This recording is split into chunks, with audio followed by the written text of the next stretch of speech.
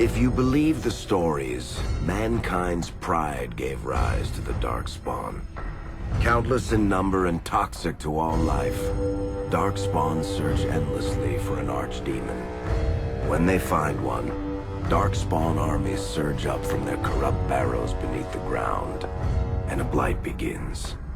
Grey Wardens are the only warriors capable of destroying an archdemon, and history always honors the one who sacrifices all to kill the beast. In the fifth blight, the Warden was the hero of Ferelden, a hunter from a clan of Dalish elves. The hero discovered a corrupted elven artifact and was tainted by the same foul magic that drives the Darkspawn. The only cure for the young elf was to join Duncan as a Grey Warden. The allied Ferelden and Grey Warden forces met in Ostagar, where King Kaelin's armies and a host of wardens gathered, ready to destroy the Darkspawn. But valor turned to despair as Loghain betrayed his king. Kaelin's forces were slaughtered, and the south was lost. The hero, now a full-fledged Grey Warden, survived with the aid of Flemeth, the mysterious witch of the wilds. Joined by Flemeth's daughter, Morrigan, and a Grey Warden named Alistair, the hero set out to build an army strong enough to abolish the Blight. With the traitorous Loghain now seated on Ferelden's throne, the Warden sought help from the influential Arl Eamon of Redcliffe. However, they arrived in Redcliffe to find the town under siege. As each night, undead rose in waves and assailed the battered village. With the hero's help, the people of Redcliffe stood fast against the undead horde. The Wardens reached Arl Eamon's castle only to find the Arl lying at the edge of death, and his court fallen into madness. To save his father's life, Eamon's young son, Connor, had made a deal with a demon, and quickly fallen victim to its possession. The hero intervened, freeing Connor from possession, and breaking the demon's hold over Redcliffe. But deals with demons are never straightforward. The demon agreed only to save Eamon's life, not restore him to health. Arl Eamon needed a miracle to recover. The hero located an urn containing the sacred ashes of Andraste, which were said to cure any ailment. The urn was protected by ancient traps, tests of will, and a dragon-worshipping cult that wanted to twist the urn's power to its own ends. The urn remained pure, but mysteriously disappeared after the Wardens departed. Only the temple dedicated to it still stands. With a pinch of the ashes, the hero restored the Arl to health. Informed of Loghain's treachery, Eamon swore his political and military support. The circles of Magi are bound by oath to aid the Grey Wardens in times of blight. However, Lake Calenhad's tower could offer little help. One of its mages, Uldred, had become possessed by a pride demon and was twisting other circle mages into abominations. The hero fought to the top of the tower and defeated Uldred, saving the remaining mages. Grateful for their lives, the mages joined the Warden's army. The allies gained at the Circle were not the only soldiers to join the Warden's forces, however. Dalish elves don't usually make alliances, but even deep hatred can be set aside in the face of oblivion. An ancient curse was destroying Ferelden's largest Dalish clans, turning the elves into werewolves. Zathrian, the clan's keeper, claimed that the cure required the heart of the great wolf, Witherfang. Years before, Zathrian himself had afflicted a group of humans with the curse that now ravaged his clan. As long as he lived, the curse endured. The hero freed the werewolves from the long-standing curse, and the Dalish joined the Warden's forces. Blights may happen hundreds of years apart, but the dwarves who live below the surface of Thedas fight Darkspawn every day. No one is better schooled in battling Darkspawn than the warriors of Orzammar, except perhaps their allies of old, the Grey Wardens. The hero arrived in Orzammar in the wake of King Endrin's death to find political factions fighting for control of the dwarven the vote of a venerated paragon could break the deadlock to elect a ruler, and order the dwarves to honor their Grey Warden treaty and join the battle against the new blight. The hero set off to find a paragon named Branka, who had disappeared into the deep roads in search of a legendary artifact, the Anvil of the Void, created by the renowned smith Caradon to forge mighty war golems. With Branka's help, the hero restored the Anvil of the Void, and a small army of powerful golems joined the Warden's forces. The hero emerged from the deep roads with a master-forged crown to bestow the Paragon's favor upon whichever rival candidate would be crowned king. Balin, the youngest son of King Endrin who was suspected of foul play, or Haramont, the aging traditionalist backed by the Dwarven Assembly. Balin followed his father to the throne. He leads with a ruthless but progressive hand, seeking to re-establish ties to the surface kingdoms. With Dwarden's strength now bolstering the Warden's army, the hero had to deal with Loghain, so Ferelden could stand unified against the Darkspawn, before the Blight swallowed the world. The kingdom of Ferelden stood divided. While some nobles supported Loghain's regency, others condemned his inaction against the Darkspawn. Civil war brewed, and Arl Eamon called a landsmeet in hopes of curtailing the conflict and removing Loghain from the throne. Loghain was found guilty of treason, and the hero carried out his execution in Denerim's palace. As the Warden's united army massed in Redcliffe, the Darkspawn overran Denerim, laying siege to Ferelden's capital city.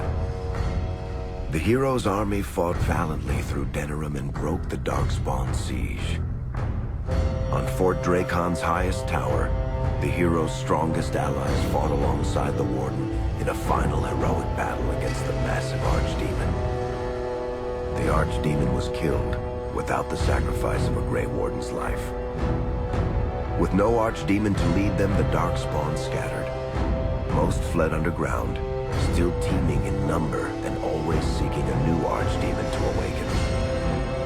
The shattered kingdom of Ferelden embarked on a long journey to recovery. In the Blight's aftermath, strong leadership was crucial. Alistair, half-brother to King Cullen, became Ferelden's new king, and the line of rulers who descended from Calenhad the Great remained unbroken. Ferelden still stands, as obstinate and resolute as the Dog Lords ever are, but the events of the Fifth Blight loom over it as the nation rebuilds. For people across Thedas, legends of the hero of Ferelden remain the nation's brightest beacons of hope during its darkest times. It all began in Kirkwall, the fall of Knight Commander Meredith, the Kunari Uprising, and of course, the Chantry's destruction and the onset of Mage Rebellion. One person always stood amidst the swirling chaos: Hawke, the champion of Kirkwall. The Hawke family fled Lothering, refugees from the Blight. Leandra, mother of the champion, and siblings Bethany and Carver hoped to find refuge at her family's estate in Kirkwall, far to the north. While Hawke had no magical abilities, the champion was at the heart of events that ultimately led to the Mage Rebellion. The Hawks escaped the Blight with the help of Aveline Valenne, a warrior and family friend. It's said that the family was also aided by Flemeth, the notorious Witch of the Wilds. Hawke's brother, Carver, never reached the Free Marches. He was killed by Darkspawn while protecting his family. The family's first years in Kirkwall were difficult. Leandra's brother Gamlin had lost the family fortune. The Hawks lived in poverty, forced to indenture themselves in return for entrance to the city. To pay off the debt, Hawke was forced to work for a gang of smugglers. All the while, Hawke and Bethany did their best to hide Bethany's magic from the Templars. Opportunity eventually struck in the form of a dwarf named Bartran Tethras, who was planning an expedition to the Deep Roads. It was a long shot, but with gold gained from the expedition, Hawke could free the family from its criminal creditors and further Templar scrutiny. Hawke met a rogue Grey Warden named Anders, who possessed detailed maps of the deep roads. These maps were crucial to the expedition's success. Once Hawke obtained them, everything else fell quickly into place. Afraid to lose another sibling, Hawke insisted that Bethany stay in Kirkwall, rather than accompany the expedition. Hawke did find ancient dwarven treasure, but the group also stumbled upon a statuette formed from a strange red lyrium. Upon returning to the surface, Hawke found Templars taking Bethany away. Her magic had been discovered. She joined a mage circle soon after. The gold Hawke recovered from the deep roads brought back Leandra's stately childhood home in Hightown. The Hawkes had barely settled into their new home when Leandra was murdered. A deeply sinister and twisted killing. Hawke hunted down Quentin, the blood mage responsible, but could not prevent Leandra's death. Leandra's tragic death was part of a critical problem facing Kirkwall. Rising tension between the city's mages, who felt increasingly oppressed, and Templars, who grew increasingly suspicious of their activities. Adding to the strain, a large contingent of Qunari had also established themselves in Kirkwall, much to the growing discomfort of the city's rulers. After their dreadnought was shipwrecked many years before, a group of stranded Qunari were allowed to remain in a cordoned-off area in Lowtown. As time passed, the Qunari made no effort to return home, and offered no explanation about why they remained. Tensions rose to a breaking point. Revered Mother Patrice, convinced the Qunari were a threat to the Chantry's faith, incited violence between the Qunari and the Kirkwall populace. Fearing trouble, Hawke supported Patrice's schemes to drive the Qunari from Kirkwall. Patrice's ultimate act was to orchestrate the murder of Viscount Dumar's son, Seamus, a recent convert to the Qun, and blame the death on the Qunari. After Seamus was murdered, the Arishok of the Qunari group lost patience with the humans of Kirkwall. They would now submit to the Qun or die.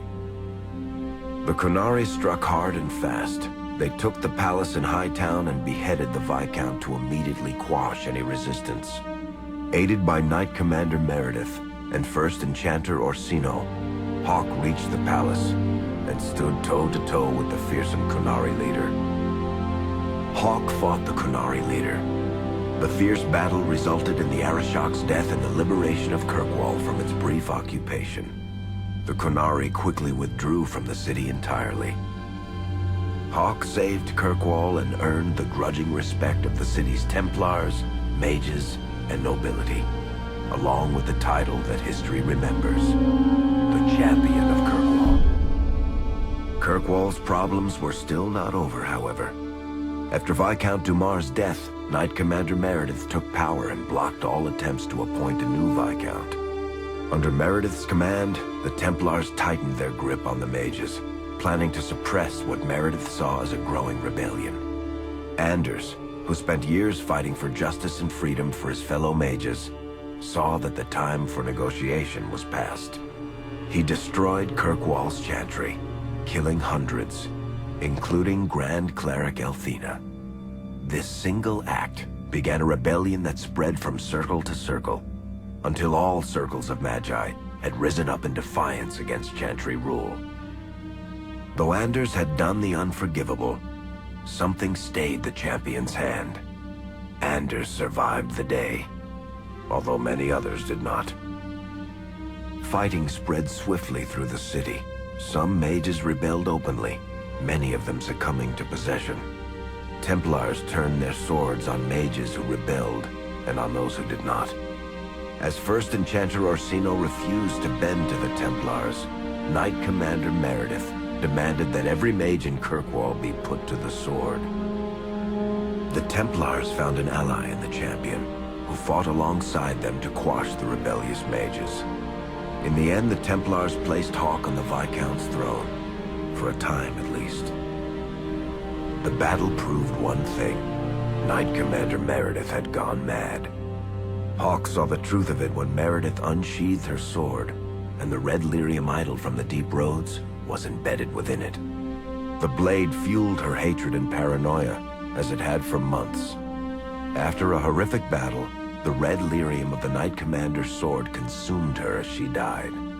Meredith became a statue, her face a frozen mask of horror. Little is known of the champion since that final battle.